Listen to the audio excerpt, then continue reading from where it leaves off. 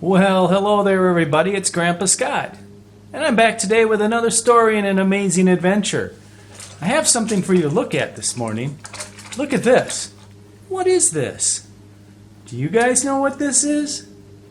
That's right. It's a train. Actually, it's an engine part of the train in the front that pulls everything along. Well, do you think you might know what today's story might be about? I'll set the train back down on the ground. Well, today's story isn't about the engine of the train, but it's actually about the caboose. The caboose is at the back of the train. So we're going to read a story about the little red caboose. Should we get started? All right, let's go. The little red caboose always came last. First came the big black engine puffing and chugging and chuffing. Then came the boxcars.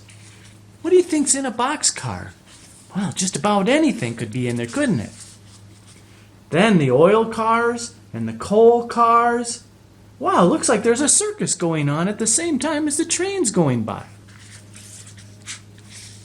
Then some flat cars. Sometimes they were switched around in different ways. But the little red caboose always came last. There it is, at the back. Oh, look at the cows even saw the little red caboose go by. Boys and girls waved at the big black engine. They listened to the boxcars and the oil cars and the coal cars and the flat cars. They went clickety-clack, clickety-clack. Have you ever heard a train do that? Right through town it went the train.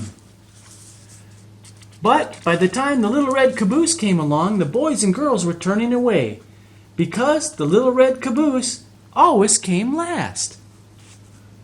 "Oh, smoke," said the little red caboose. "I wish I were a flat car or a coal car or an oil car or a box car, so boys and girls would wave at me.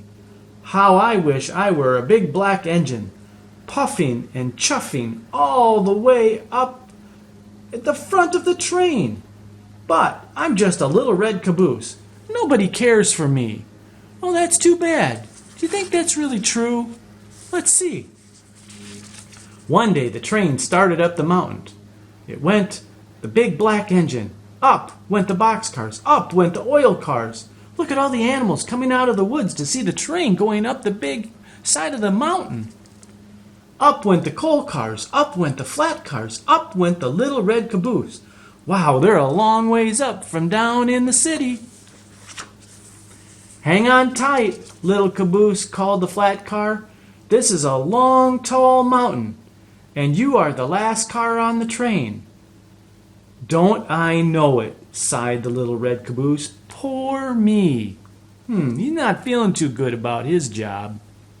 The train went slower and slower and slower. Soon it was hardly moving. It looked as if the train could not get up the mountain. Oh my! What shall they do? "Look out!" little caboose called the flat car. The train was starting to slip back down the long, tall mountain. "Not if I can help it," said the little red caboose. And he slammed on his brakes and held tight to the tracks and kept the train from sliding down the mountain. Wow, that was amazing! Then, bump! The little red caboose felt something pushing him from behind. It was two big black engines. They pushed the train up over the top of the mountain. Wow, that must have been a sight. Just a puffing and a chugging up that mountain. "We couldn't have done it," said the big black engines, "if it had not been for the little red caboose."